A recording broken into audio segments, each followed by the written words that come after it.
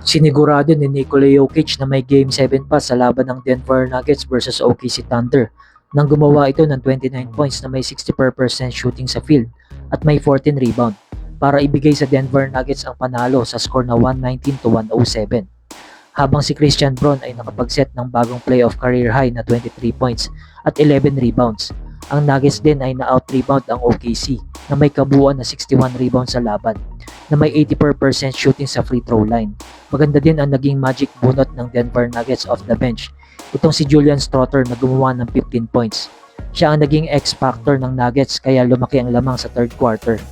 Gumawa ng run ang Nuggets half-minute mark ng fourth quarter para extend ng Denver Nuggets ang kalamangan sa 15 points. After nito ay hindi na nakabalik pa ang OKC Thunder. Gumawa din si Jamal Murray ng 25 points at 8 assists sa laro. Habang ang OKC Thunder ay may combined na 51 points, si Shai Gilgeous-Alexander at Chet Holmgren at kinulang ng suporta mula kay Jalen Williams na gumawa lang ng 6 points sa laro. Habang kahapon nga ay tuluyan ng tinapos ni Anthony Edwards ang season ng Golden State Warriors sa Game 5 at umabante sa ikalawang pagkakataon sa Western Conference Finals. Sa first quarter ng laban ay pinangunahan ni Jonathan Kuminga ang Warriors na may 9 points.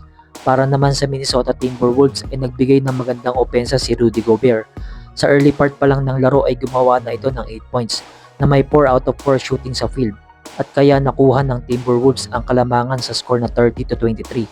Sa second quarter ay sinusubukan pang humabol ng Warriors, ngunit tuwing makakalapit ito ay may sagot lagi sa opensa ang Timberwolves.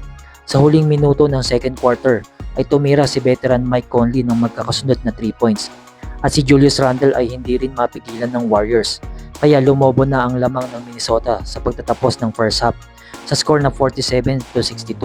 May 15 points na si Julius Randle at 11 points naman kay Mike Conley.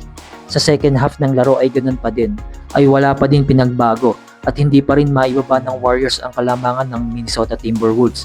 At sa huli ay dito na tinapos ng Minnesota Timberwolves ang season ng Golden State Warriors.